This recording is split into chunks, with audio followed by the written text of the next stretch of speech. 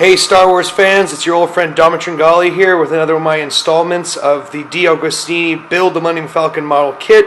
We're building the model, exploring the galaxy, one issue at a time. So, like always, this issue was $10.99. Added to the money I've spent so far, that takes the grand total to €574.98. Let's dive right into this issue and see what kind of articles we find inside. So the first article is about the J-type diplomatic barge, another one of the Nubian craft. We first see this in Star Wars Episode 2, Attack of the Clones. It's got that familiar Nubian design feature with the chromium outside. Captain Panaka, assassination attempt. I always liked this one because it definitely was a very cool vessel. It kind of looked like a World War II bomber. We had this. Our introduction to it was this scene where it comes into the planet Coruscant. Very much looks like a bomber in my. That was kind of what they were going for, I think, despite it being a diplomatic craft.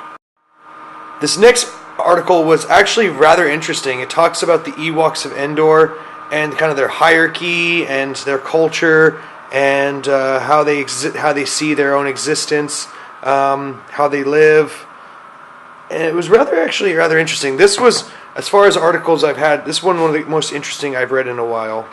So then the last article, this Secrets of Space Flight, we have this topographic and terrain following sensor article talking about the navigational aids, 3 data source sensing that it needs to kind of essentially. The Millennium Falcon needs to, go inside of an asteroid, for example, and kind of how they were able to animate the sensor data in the film. Very interesting stuff. Very interesting. So this then leads us to the green section. So let's go ahead and take a look at bag number 55 and see what we find inside. So here's bag number 55. Let's tear it open and see what we find inside. So with issue 55, we have another base of jig, which will be fitting to the last piece of jig we assembled. This outer hull piece, which from looks of it will be going right next to the piece we fitted last time. Some more hull framing pieces, which again will be attaching to what we attached to last time, which kind of concerns me because we still haven't closed this gap right here, which I think is really kind of bad. These pieces go to the ramp, which we assembled several issues ago. And then we also have a number of small fitting pieces, attachments and whatnot. So let's go ahead and dive right in to the construction phase. I already know what the first step is, which is attaching this jig piece to that. So I'll go ahead and do that right now and show you what comes after that.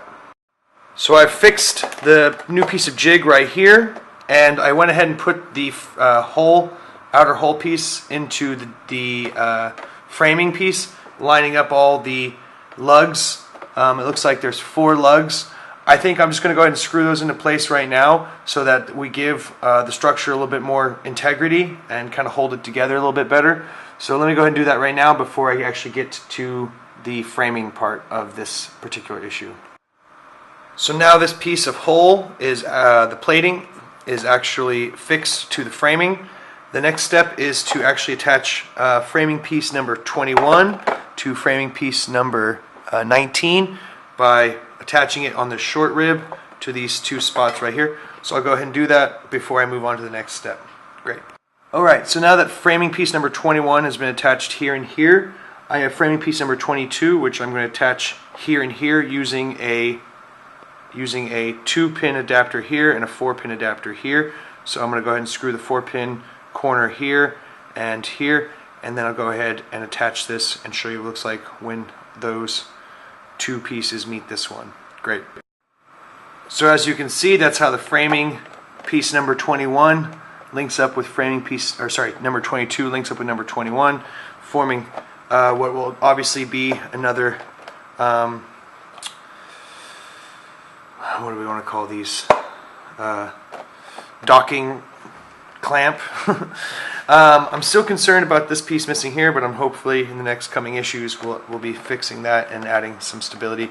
It's starting to bow and sag, so I want to pull that all together as best I can.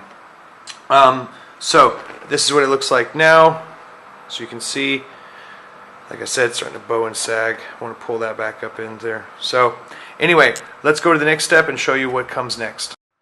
So this is the bottom half of the Millennium Falcon I've completed so far. I've already taken the liberty of putting these rings on. There's a recessed piece that just goes over, and the instructions are very clear about how it fits, so there's no real debate about how this should work. They're both identical, so there's no real worry about which one goes where, but that's what the ramp looks like. So I assume soon we'll be doing something with the ramp, and I'm pretty excited about that. Let's see if there's anything left to do for today. So the last step in the construction guide has me fitting the recesses into the bottom half. Since I haven't even constructed those, let alone painted them, I'm just going to go ahead and save this for another day, much like the rest of the other things I've done so far. So that takes us to the end of the construction phase for today. So that brings issue 55 to an end. Guys, hit the like button for this channel if you can. Go ahead and subscribe if you haven't already. Leave a comment down below. And join us for issue 56, where it looks like we'll be doing some more framing and also be adding some more hull. Guys, as always, may the Force be with you.